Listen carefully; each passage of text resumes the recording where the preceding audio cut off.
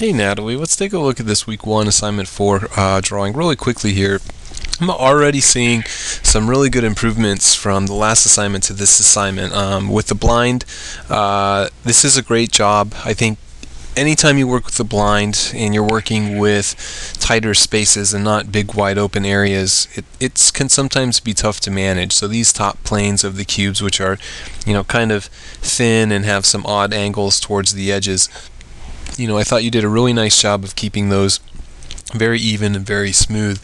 And I can definitely see improvement just in overall coverage. The gaps that we're seeing throughout the cubes are really negligible in terms of how they impact the drawing. And I think the last assignment we saw, you had really good technique in terms of that consistency of the blind and how it kind of just really, I thought, did a fluid motion from one side of a shape to the other. But there were definitely a lot of kind of larger gaps, and already they feel like they're reducing, and things just in general feel a lot cleaner to me. And it's a really nice job.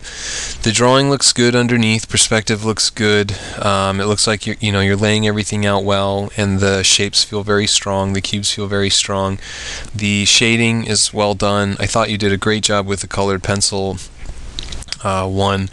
I think maybe even trying to work in a little bit more aggressively with some of the white on the top, but it does a great job of having three very distinct sides to each other. I do think on the marker one you could get a bit more aggressive with the darker side, just a slight bit more aggressive. If you're using, I guess, a 60% gray for this, one thing you can do, instead of bumping up to the next gray, which would be an 80, which is really dark, you can just continuously blind over. Every time you lay a layer of the gray over top of whatever you have, it's just going to get a little bit darker and a little bit darker. So if you need to make kind of a gradual value adjustment, you don't necessarily want to go and make it super dark right away.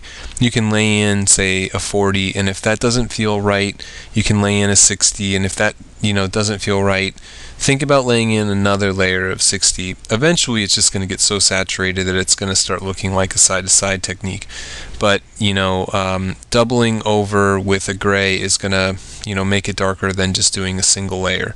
And I feel like that's what this side could use, is just one more layer of whatever gray that you put on here to give it that extra push into a darker value.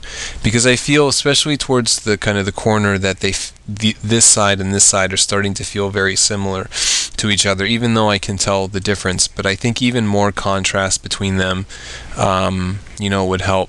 But you've done a great job of layering the marker. You're keeping your edges very well maintained, especially for having multiple layers of marker, one on top of the other.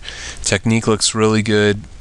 And I think wrapping it all up in a very good drawing underneath makes it, feel, I think, like a quality drawing. So just keep it up. I'm definitely seeing improvements in place. I feel like these, to me, feel more confident, and things are starting to get into a certain kind of groove. You're using colored pencil extremely well with the marker, I think. And I think you just keep doing what you're doing, and you should be fine as we move into the next week.